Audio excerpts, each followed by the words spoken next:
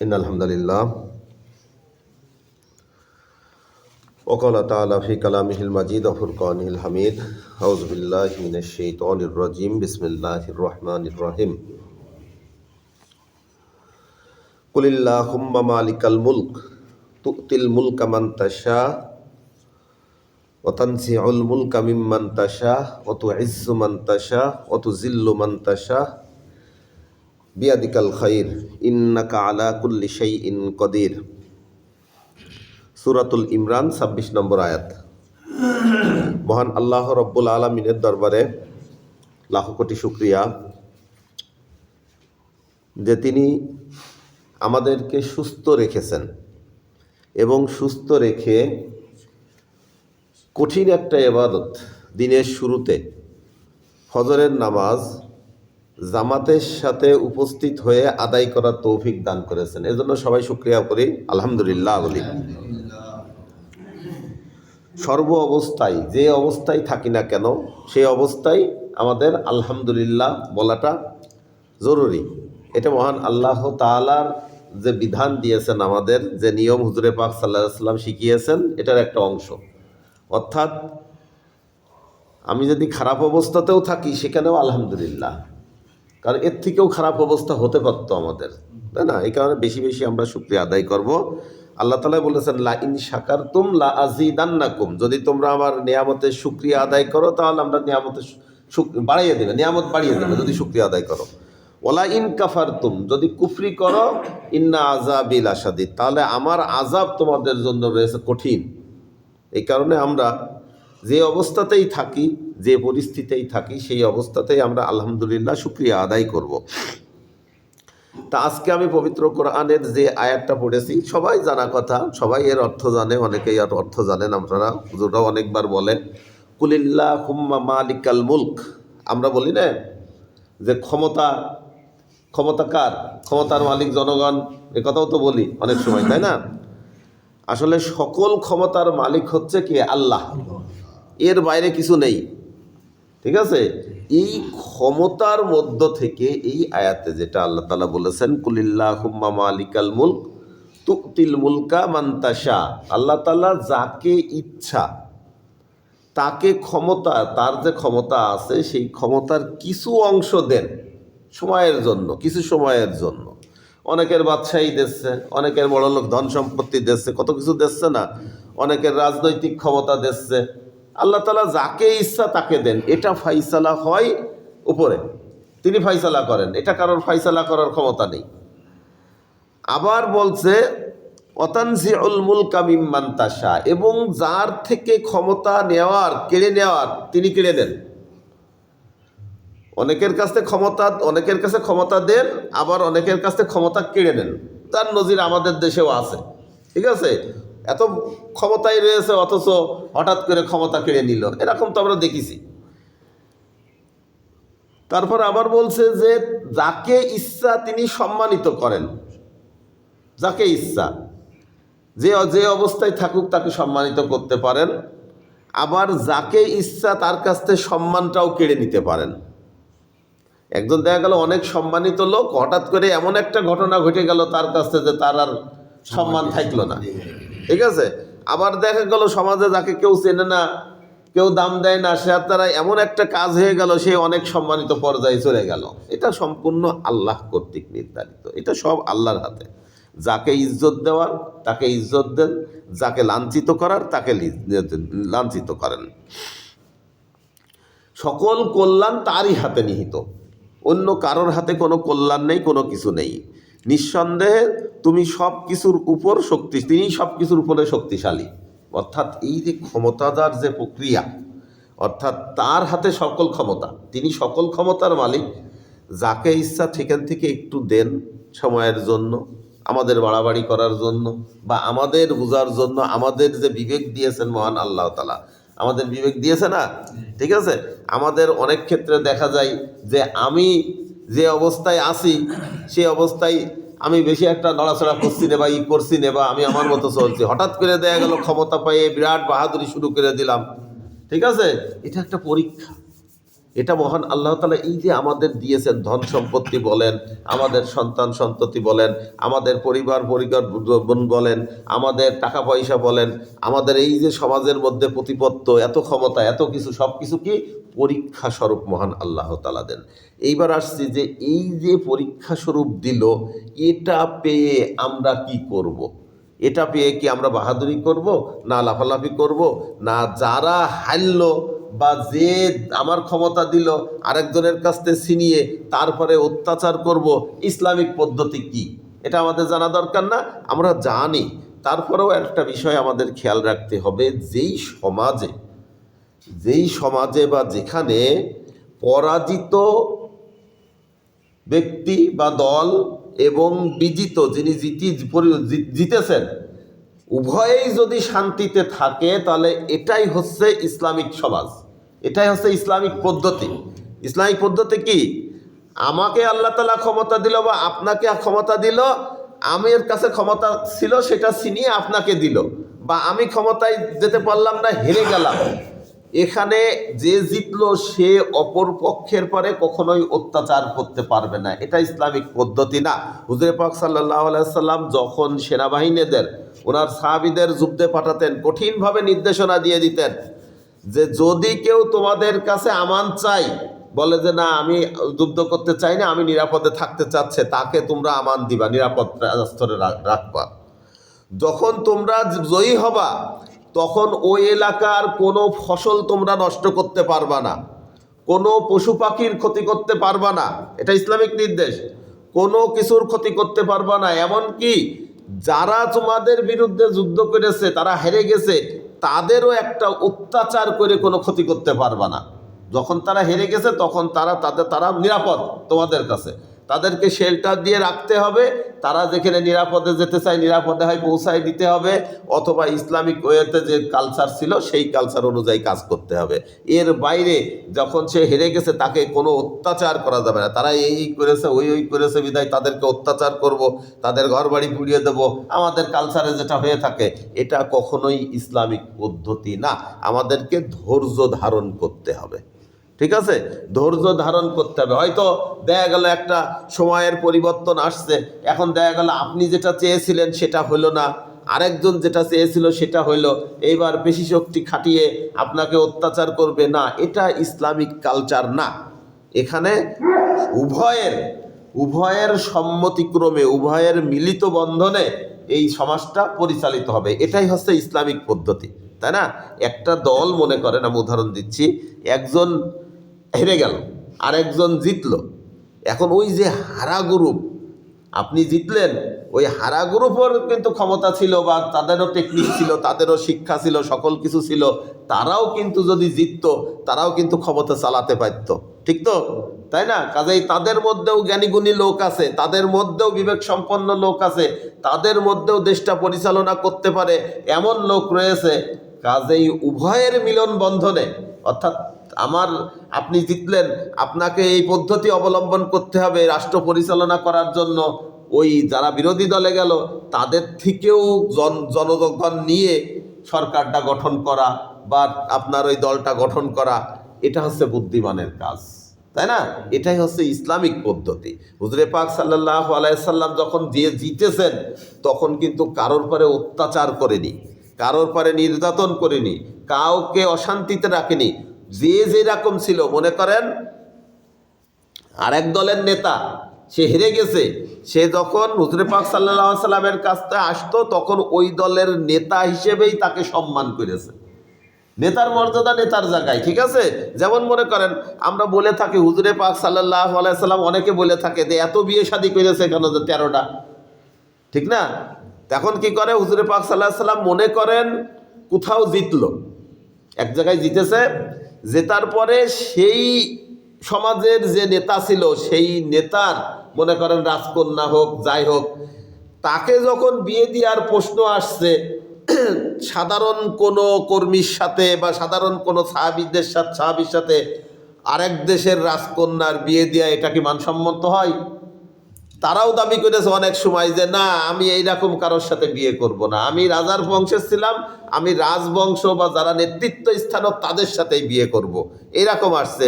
এইরকম কারণেও হুজুর পাক সাল্লাল্লাহু আলাইহি সাল্লাম বেশ কয়েকটা বিয়ে শাদী করা লেগেছে। ঠিক আছে, বুঝতে পেরেছেন? অর্থাৎ তারা নেতৃত্ব স্থানে ছিল, তাদেরকে ওই অনুযায়ী তিনি সম্মান দিয়েছেন। এটা ইসলামিক পদ্ধতি। অর্থাৎ একজন হাইল্য তাই বলে তাকে আমরা অত্যাচার করব বা অন্য কেউ অত্যাচার করবে, এটা ইসলামিক কালচার না। আমাদের বুঝতে হবে আর একটা বিষয়, আপনার খুশিটা, আপনার আনন্দটা যেন অন্য কারোর কষ্টের কারণ না হয়, এটা আমাদের মাথায় রাখতে হবে, তাই তো? কাজেই আমাদের সমাজে যে পরিবর্তন আসতে যাচ্ছে, যে অবস্থায় থাকুক, যে সরকার গঠন করুক, যে দল গঠন করুক, যাই করুক না কেন, কারো দ্বারা কেউ যেন অত্যাচারিত না হয়, এটাই আজকে আমার মূল উদ্দেশ্য। কারণ ক্ষমতা দেওয়ার মালিক কে? আল্লাহ। আল্লাহ আজকে আপনাকে না দিল, আরও পরে দেবে, চেষ্টা চালিয়ে যেতে হবে, তাই না? আজকে আমাকে যদি না দেয়, না দিল, এটা আল্লাহ কর্তৃক নির্ধারিত, এটা বান্দা কর্তৃক নির্ধারিত না। বান্দা কি করতে পারে? চেষ্টা চালিয়ে যেতে পারে, আপ্রাণ চেষ্টা। ওয়াজাহিদু ফিল্লাহি হাক্ক জিহাদি। যতক্ষণ পর্যন্ত তোমার শ্বাস আছে, যতক্ষণ পর্যন্ত তোমার জীবনে তুমি জীবিত বেঁচে থাকবা, ততক্ষণ পর্যন্ত তুমি প্রচেষ্টা করে যাও। কিসের প্রচেষ্টা? মহান আল্লাহ তাআলার দ্বীনকে জমিনে প্রতিষ্ঠা করার জন্য প্রচেষ্টা চালিয়ে যাও। হয়তো তুমি সফল হবে না, তোমার এই চেষ্টাটা কি হবে? ভবিষ্যতে কাজে লাগবে। একটা দুটো করে, একটা বাচ্চা যখন আমরা দেখি, আমাদের ছোট বাচ্চারা যখন হয়, তখন প্রথমে কি করে?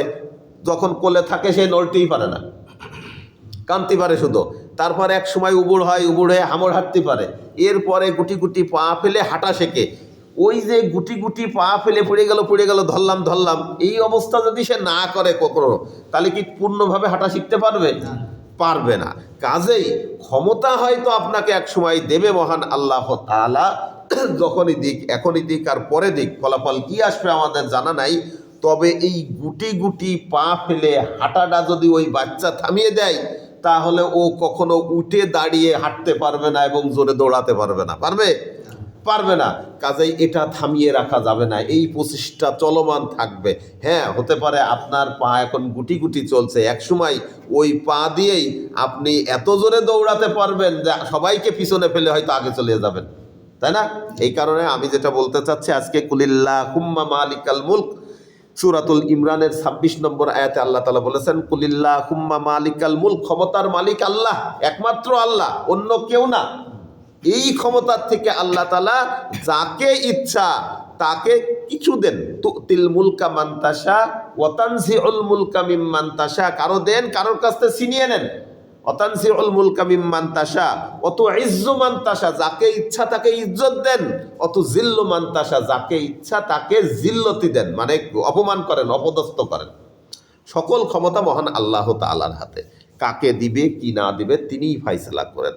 তবে আমরা আশা করি, সকলেই আশা করব যে আমরা যে পথে আছি, মহান আল্লাহ তাআলার ইবাদত, মহান আল্লাহ তাআলার দ্বীনকে জমিনে প্রতিষ্ঠা করার কাজে থেকে আমরা কখনোই পিছপা হব না। আমরা এই লাইনেই থাকব। আমরা আমাদের মতো কাজ করে যাব, কোরআন হাদিসকে সঠিকভাবে মানুষের সামনে তুলে ধরব। এটাই হচ্ছে ইসলামিক বিধান। ঠিক আছে? আল্লাহ যখন চায় তখন দিবে, এটা নিয়ে মন খারাপ করার দরকার নেই। ফলাফল যাই আসুক না কেন, আমরা চাই সত্য এবং সঠিকটা যেন আসে, ঠিক তো? এবং মহান আল্লাহ তাআলা সবার উপরে যেন রাজি থাকেন, এবং যারা বিজয়ী হবেন, যারা সরকার গঠন করবেন, যারা নেতৃত্ব দেবেন, তাদেরকেও ধৈর্য ধারণ করতে হবে। তারা যেন ধৈর্য ধারণ করে কাজ করতে পারে, সকলের সাথে মিলেমিশে কাজ করতে পারে, ইসলামিক কালচারটা বজায় রেখে কাজ করতে পারে, ইসলামিক সমাজটা যেন প্রতিষ্ঠা করতে পারে, ইসলামী হুকুম আহকাম মানতে যেন কেউ কাউকে বাধা না দেয়, এটা আমরা কামনা করতে পারি, তাই তো? এবং আপনি নিজেও যদি জয়ী হন, আপনি নিজেও যদি জয়ী হয়ে ক্ষমতা গঠন করেন, আপনার পরে ফরজ হচ্ছে আপনার দ্বারা কেউ যেন অত্যাচারিত না হয়, এটা আপনাকে খেয়াল রাখতে হবে। আপনার দ্বারা হক এবং বাতেল থেকে কেউ যেন সন্দেহ পোষণ না করে যে আপনি হকের পরে আছেন না মিথ্যার পরে আছেন, তাই তো? সঠিকভাবে আমরা পরিচালনা করি। আপনি যেখানেই হন, এটা শুধু রাষ্ট্র ক্ষমতার জন্য না, এটা আপনার পরিবার ক্ষমতার জন্য। আপনি পরিবারের প্রধান, অর্থাৎ ওই দেশ, আপনার পরিবারের প্রধানমন্ত্রী আছে আপনি নিজে। এখানে আপনার ইনকামে আপনার স্ত্রী চলছে, আপনার ইনকামে আপনার সন্তান চলছে, আপনি যেটা বলেন সেটা সবাই শুনতে বাধ্য হয়। এখানেও আপনাকে মানতে হবে আল্লাহ তাআলার বিধান। এখানে আপনি অত্যাচার করতে পারবেন না। নিয়ম অনুযায়ী আপনার স্ত্রীকে যতটুক দেওয়ার, যতটুক অর্থনৈতিক দেওয়ার সকল কিছু আপনাকে দিতে হবে, ঠিক আছে? রাষ্ট্রের ক্ষেত্রেও এটা। তা মহান আল্লাহ তাআলার কাছে আমরা এই কামনা করি, আসবে ইনশাআল্লাহ নাসরুম মিনাল্লাহি ওয়া ফাতহুন করিব ওয়াবাশশিরিল মুমিনিন। মহান আল্লাহ তাআলার পক্ষ থেকে সাহায্য যখন আসবে তখন বিজয়টা সুনিশ্চিত হবে, কাছে আসবে। ওয়া ফাতহুন করিব ওয়াবাশশিরিল মুমিনিন, এবং এটা হবে মুসলমানদের জন্য, মুমিনদের জন্য সুসংবাদ। আল্লাহ তাআলা পবিত্র করেছেন। আল্লাহ তাআলার সাহায্য আসা দরকার। আল্লাহ তাআলা আমাদেরকে রহমত দিয়ে ভরে দিক। আল্লাহ তাআলা সবার মনকে স্থিতিশীলতার অবস্থায় রাখুক।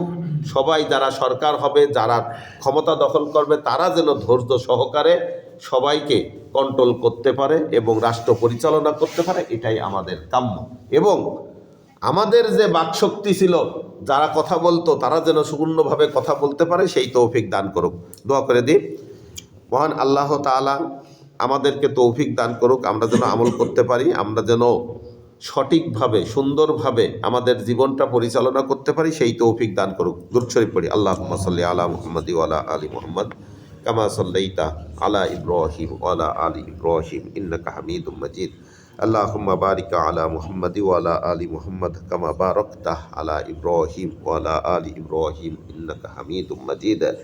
সবার প্রতি একটা অনুরোধ, সেটা হচ্ছে যাই হোক, ক্ষমতা যারাই আসুক না কেন, আপনারা শুকরিয়া তান মহান আল্লাহ তাআলার কাছে যে আল্লাহ, তুমি যাকে ইচ্ছা তাকে ক্ষমতা দিয়েছো, এর বাইরে তো কিছু করার নেই।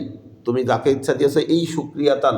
আপনারা যদি সুযোগ পান 2 রাকাত করে নামাজ পড়বেন, নামাজ পড়ে আল্লাহ তাআলার কাছে দোয়া করবেন যে আমরা যেন একটা ইসলামিক কালচার, ইসলামিক সমাজে বসবাস করতে পারি। এটা আপনাদের মনের বিষয়। আমি বললাম, আপনারা যদি পড়তে চান পড়বেন, রাত্রে পড়তে পারেন বা দিনে পড়তে পারেন, যখন খুশি আল্লাহর কাছে শুকরিয়া তান নামাজ পড়বেন। এটা যে শুধু এই ক্ষেত্রে তা না, মাঝে মাঝে পড়বেন, যখন সময় পান তখন বলবেন, হে আল্লাহ, আপনি আমাকে সুস্থ রেখেছেন, এই জন্য আমি 2 রাকাত সুন্নত নামাজ, নফল নামাজ পড়লাম, ঠিক না? এটা হচ্ছে ইসলামিক পদ্ধতি। ওই যে সূরাতুন নাসরের কথা বলছিলাম, ইজা জা আনাসরুল্লাহি ওয়াল ফাত, যখন বিজয় আসবে তখন দেখবে যে দলে দলে লোক ইসলামের মধ্যে প্রবেশ করছে, তখন তুমি কি করবা?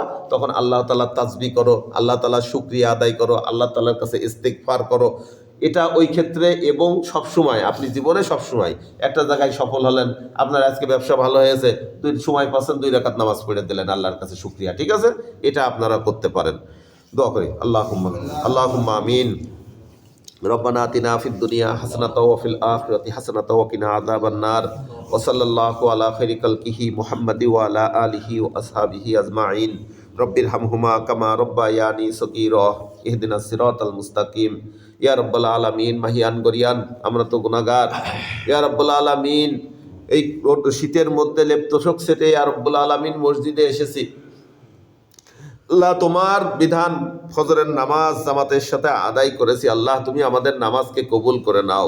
ইয়া রাব্বুল আলামিন, তোমার নিয়ামতের শুকরিয়া আদায় সংক্রান্ত কিছু কথা বলেছি। আল্লাহ, ইয়া রাব্বুল আলামিন, আমরা যেন বেশি বেশি তোমার নিয়ামতের শুকরিয়া আদায় করতে পারি, সেই তৌফিক দান করে দাও। ইয়া রাব্বুল আলামিন, আমরা মুসলমান হিসেবে মনে প্রাণে বিশ্বাস করি সকল ক্ষমতার মালিক তুমি। তুমি ভিন্ন কারোর কোনো ক্ষমতা নেই। ইয়া রাব্বুল আলামিন, তোমার ক্ষমতা থেকে সামান্য কিছু ক্ষমতা তুমি যাকে ইচ্ছা তাকে দাও। ইয়া রাব্বুল আলামিন, যাকে দাও দিয়েছো তুমি ক্ষমতা, বা যাকে দিবা তাদেরকে তুমি ধৈর্য ধারণ করার তৌফিক দান করে দাও। এটা তো পরীক্ষা স্বরূপ। ইয়া রাব্বুল আলামিন, যার কাছ থেকে ইচ্ছা তুমি ক্ষমতা ছিনিয়ে নাও ইয়া রাব্বুল আলামিন, সেটাও তো পরীক্ষা। সকল পরীক্ষায় আমরা যেন উত্তীর্ণ হতে পারি, সেই তৌফিক দান করে দাও। ইয়া রাব্বুল আলামিন, আমরা যেন একে অপরের সাথে মিলেমিশে বসবাস করতে পারি সেই তৌফিক দান করে দাও ইয়া রব্বুল আলামিন। যারা জয়ী হবে এবং যারা পরাজিত হবে উভয়ে মিলে আমরা যেন সমাজ গঠন করতে পারি সেই তৌফিক দান করে দাও ইয়া রব্বুল আলামিন। যারা জয়ী হবে তারা যেন যারা পরাজিত হয়েছে তাদের পরে অত্যাচার না করে এই বিবেক বুদ্ধি তুমি তাদেরকে দিয়ে দাও ইয়া রব্বুল আলামিন। ক্ষমতা তো ক্ষণস্থায়ী, তোমার ক্ষমতা চিরস্থায়ী, মানুষের ক্ষমতা চিরস্থায়ী নয় ইয়া রব্বুল আলামিন। সামান্য কিছু সময় পরীক্ষার জন্য তুমি দিয়ে পরীক্ষা করো ইয়া রব্বুল আলামিন। ইয়া রব্বুল আলামিন, আমরা যেন তোমার দিন জমিনে প্রতিষ্ঠা করার চেষ্টা করে যেতে পারি সেই তৌফিক দান করে দাও। যত অত্যাচার আসুক, যত সমস্যা আসুক, যত যাই কিছু আসুক না কেন, আমরা যেন তোমার পরে টিকে থাকতে পারি সেই তৌফিক দান করে দাও। তোমার রুদ্রকে ধারণ করে আমরা যেন জীবন মৃত্যুবরণ করতে পারি সেই তৌফিক দান করে দাও ইয়া রব্বুল আলামিন। আমাদের জীবন ইন্নাস সালাতি ওয়া নুসুকি ওয়া মাহইয়ায়া ওয়া মামাতি লিল্লাহি রাব্বিল আলামিন, আমাদের নামাজ, আমাদের রোজা, আমাদের হজ যাকাত, আমাদের কর্মপদ্ধতি, আমাদের করণীয়, আমাদের নামাজ রোজা হজ যাকাত যা কিছু আছে সকল কিছু তোমার জন্য। এমনকি আমাদের জীবন, আমাদের মরণ, আমাদের বেঁচে থাকা, আমাদের মরে যাওয়া সব কিছু তোমার জন্য ইয়া রব্বুল আলামিন। এই তোমার পরে টিকে থাকে, এই নিয়তের পরে টিকে থেকে আমরা যেন শেষ নিঃশ্বাস ত্যাগ করতে পারি সেই তৌফিক দান করে দাও ইয়া রব্বুল আলামিন। মৃত্যুর সময় আমরা যেন কালেমা তাইয়্যিবা লা ইলাহা ইল্লাল্লাহু মুহাম্মাদুর রাসূলুল্লাহ সাল্লাল্লাহু আলাইহি ওয়াসাল্লাম পড়তে পড়তে মৃত্যুবরণ করতে পারি সেই তৌফিক দান করে দাও ইয়া রব্বুল আলামিন। কোনো পেশি শক্তি যেন আমাদের পরে মাথা চাড়া দিয়ে না উঠতে পারে সেই তৌফিক দান করে দাও ইয়া রব্বুল আলামিন। আমরা যেন সঠিক পন্থায় তোমার ইবাদত করতে পারি সেই তৌফিক দান করে দাও। রব্বির হামহুমা কামা রব্বায়ানি সগীরা ইহদিনাস সিরাতাল মুস্তাকিম। আল্লাহুম্মা ইন্নাকা আফুব্বুন কারীম তুহিব্বুল আফওয়া ফাফু আন্নি। রাদিতু বিল্লাহি রাব্বান ওয়া বি মুহাম্মাদিন রাসূলান ওয়া বিল ইসলামি দীনান বিরহমাতিকা ইয়া আরহামার রাহিমিন।